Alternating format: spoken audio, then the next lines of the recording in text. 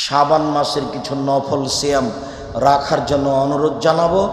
আর 15ই শাবান খাস করে সিয়াম পালন করে ভুল পদ্ধতিতে আগায়েন না, নইলে পরকাল হারার সম্ভাবনা আছে মর্মে আপনাকে আমি বিনীত আন্তরিকভাবে অনুরোধ করব। আল্লাহ তাআলা বলেন, ইয়া আইয়ুহাল্লাযীনা আমানু কুতিবা আলাইকুমুস সিয়াম কামা কুতিবা আলাল্লাযীনা মিন ক্বাবলিকুম লাআল্লাকুম তাত্তাকুন।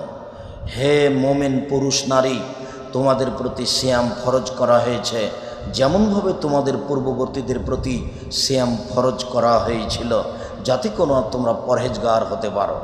অত্র আয়াতে ফরজ সিয়ামের কথা বলা হয়েছে, আর বলা হয়েছে সিয়ামের ফলাফল হলো পরহেজগার হতে পারবে মানুষ। এই ছেলে, দয়া করে ব্যস্ততা দেখাবেন না, যদিচ জায়গাটা বসার মতো নয়। আমি অবশ্য নিজে বুঝতে পারিনি যে কিভাবে এরকম একটা প্রোগ্রাম হয়ে গেল। তো যাক হয়েছে, আলহামদুলিল্লাহ। সে নিয়ে আর আমি কিছু বলতে চাচ্ছি না, কেননা এই মুহূর্তে সেটার আর আমি কোনো প্রতিকারক করতে পারবো না। তো এসেছি, আপনারা এসেছেন, দুইটা কথা বলবো, এটাই সবচেয়ে ভালো হবে। তবে আপনি এক খেয়ালে চেয়ে থাকবেন, বসে থাকবেন। খবরদার, আপনার পাশ থেকে কোনো বাচ্চা যদি উঠে যায় তাহলে আপনি তাকে বসানোর চেষ্টা করবেন, কেননা তার পাশ দিয়ে হেঁটে গেলে ও আর আমার কথাটা ধরতে পারবে না। এমনভাবে এক খেয়ালে চেয়ে থাকবেন যে পাখি যেন মনে করে আপনি পাথর। আর মনে করিয়েন না যে আমি কেসা কাহিনী বলবো, এই সবজি লেখার, আপনি বাদাম খাবেন আর গল্প করবেন আর বসে থাকবেন আর মাঝে মধ্যে জিকিরে সাপ দিবেন। এরকম কাজ আমি কোনোদিন করিনি, আজকেও করব না। ওটা জিকির নয়। আল্লাহ রাসূল কোনো বৈঠকে বসলে 70 বারের বেশি বলতেন এই দোয়াটি, রব্বিক ফিরলি ওয়াতুব আলাইয়া ইন্নাকা আনতাত তাওয়াবুল গাফুর। প্রতিপালক, আমাকে ক্ষমা কর, আমার তওবা কবুল করো, তুমি বড় ক্ষমাশীল, তুমি বড় তওবা কবুলকারী। এ দোয়া মুখস্থ আছে। হুজুর যে মাঝে মধ্যে জিকির করাচ্ছে, তিনি তার প্রমাণ দিতে পারবেন না কিয়ামত পর্যন্ত সময় থাকলো, কিয়ামত পর্যন্ত। আর আমি যেটা বলছি এবারে নগদ দেখাবো, নগদ। এই দেখ, একটা বই আছে এখানে, কে বড় লাভবান। বইয়ের নাম কি? কে বড় লাভবান। তাতে একটা আলোচনা আছে ক্ষমা। এখানে একটা বই আছে উপদেশ, তাতে একটা আলোচনা আছে ক্ষমা। তাতে এই হাদিসটা পাবেন। রাসূল সাল্লাল্লাহু আলাইহি সাল্লাম এরকম বসে থাকলে মাঝে মধ্যে বলতেন, রব্বিক ফিরলি ওয়াতুব আলাইয়া ইন্নাকা আনতাত তাওয়াবুল গাফুর। এই দোয়া পড়তেন। কই, কোনোদিন তো হুজুর আপনাকে বললেন না। আমি বলছি, আমি আব্দুর রাজ্জাক বিন ইউসুফ। এরকম বৈঠকে বসে থাকলে মাঝে মধ্যে এই কথা বলবেন, রব্বিক ফিরলি ওয়াতুব আলাইয়া, আমাকে ক্ষমা করো, আমার তওবা কবুল করো, ইন্নাকা আনতাত তাওয়াবুল গাফুর। তুমি তো বেশি বেশি ক্ষমাশীল, বেশি বেশি তওবা কবুলকারী, তুমি তো খুব তওবা কবুলকারী, তুমি তো খুব ক্ষমাকারী, করো, আমাকে ক্ষমা করো।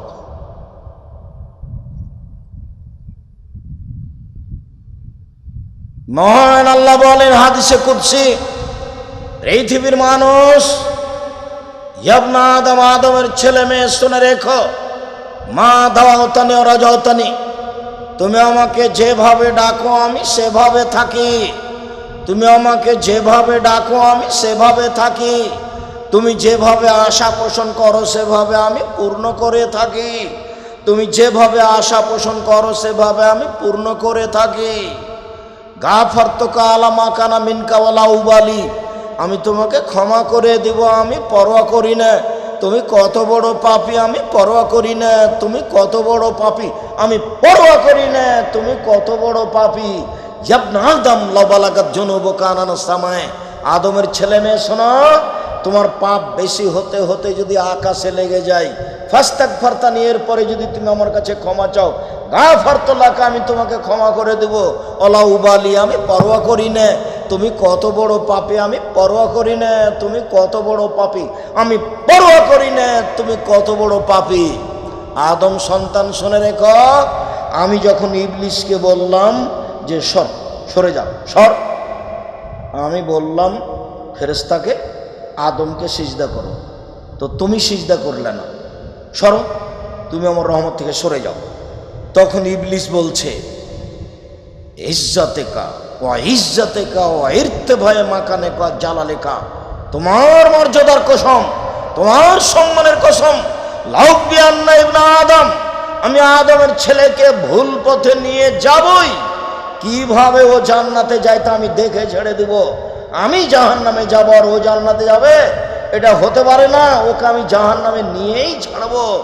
তখন আল্লাহ বলছেন, এই শয়তান শুন, ইজ্জতে কা ও ইরতিফায়ে মাকা, ইজ্জতি ও ইরতিফায়ে মাকানি ও জালালি, আমার সম্মানের কসম, আমার ইজ্জতের কসম, আমার মর্যাদার কসম, লাখ ফেরান্না যত বড় ক্ষমা চাইবে আদমের ছেলে মেয়ে ততবার আমি ক্ষমা করে দিব।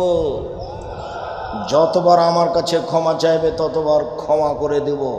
দেখি তুই আগে না আমি আগে। তত আদমের ছেলে মেয়েকে বলতে হবে তো, হুজুরের পাল্লাতে পড়ে কি যে জিকির করলো, আল্লাহ ভালো। আমি আপনার দিনী ভাই, আমি বলছি আপনার ভুল হয়েছে। যদি কোনো সময় এইরকম বৈঠকে বসে কিছু বলেন, তাহলে বলবেন রব্বিক ফিরলি অথবা আলিয়া ইন্নাকা আনতাত তাওয়াবুল গফুর। ইবাদতের জগতে সবচেয়ে দামি ইবাদত হলো সিয়াম। যদিও ইবাদতের জগতে সবচেয়ে ভিন্ন ধরনের ইবাদত হলো সালাত। সব ইবাদত নির্ভর করে সালাতের ওপর। যদি সালাত কবুল হয় তাহলে রোজা কবুল হবে। যদি সালাত না থাকে তাহলে রোজা সিয়াম বাতিল। যদি সালাত কবুল হয় তাহলে হজ কবুল হবে। যদি সালাত না থাকে তাহলে হজ বাতিল। যদি সালাত কবুল হয় তাহলে সুবহানাল্লাহ আলহামদুলিল্লাহ জিকিরের নেকি পাবো। যদি সালাত না থাকে তাহলে সব বাতিল। সালাত এমন একটি ইবাদত যার উপরে নির্ভর করে সব ইবাদত। এরপরেও ইবাদতের জগতে সবচেয়ে দামি ইবাদত সিয়াম, রোজা। আমি কিন্তু শুরু থেকে শেষ পর্যন্ত সিয়াম বলবো, রোজা বলবো না। রোজা শব্দটি কোরআনেও নেই, হাদিসেও নেই। সিয়াম শব্দটি কোরআনেও আছে, হাদিসেও আছে। এখন মাগুরা জেলার এক মওলানা লাভ দিয়ে উঠে, কে বলেছে রোজা চলবে না? আচ্ছা, তো উনি যদি বলতেন এইভাবে যে রোজা চলবে তবে সিয়াম বলা ভালো হয়, এরকম বলে একটা মানাইতো। তো একবারে লাভ দিয়ে এমনভাবে উঠলো যে মনে হচ্ছে যে একবারে সিয়াম বলাটাই অপরাধ, রোজা বলাটাই ঠিক। অথচ রোজা শব্দ কোরআনেও নেই, হাদিসেও নেই।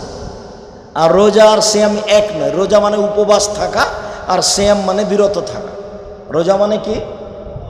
উপবাস থাকা, আর সিয়াম মানে বিরত থাকা। ফজরের আজান থেকে নিয়ে সূর্য ডুবা পর্যন্ত খাওয়া পান করা, স্ত্রী মিলন, যাবতীয় অপছন্দ কর্ম থেকে বিরত থাকার নাম সিয়াম। অপছন্দ কথা ও কর্ম থেকে বিরত থাকার নাম সিয়াম। এই ছেলে, এই ছেলেগুলি হাঁটছে মানে কি? পাশ থেকে আপনি খেয়াল করতে পারেন না? এই ছেলে বসো। অবাক হিসাব, তোমার শরম হয় না?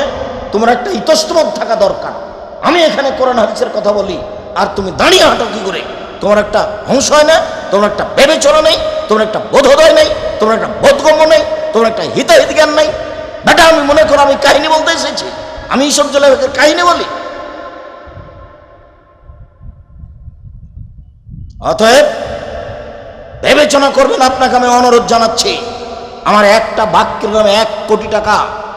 মুহাম্মদ সাল্লাল্লাহু আলাইহি সাল্লামের মুখের কথা। আমি আপনার এই গ্রামে চলে এসেছি যার জন্য আপনি ভাববেন না অন্য কিছু। আমি আব্দুর রাজ্জাক বিন ইউসুফ, কথার 19-20 হয় না, কথার 15-20 হবে না। যা বলছি তাই থাকবে কিয়ামত পর্যন্ত। আর আপনাকে আমি একজন মুসলিম মনে করি। আপনি তো বহু দূরের কথা, হিন্দু এসে এখানে বসে থাকবে, আমি তার উপকার করবই কিছু না কিছু। সে যদি আপনার বৈঠকে 10 টাকা দান করে যায় তাহলে তার দুনিয়াবি উপকার হবে। সম্মানিত দিনী ভাই বোন,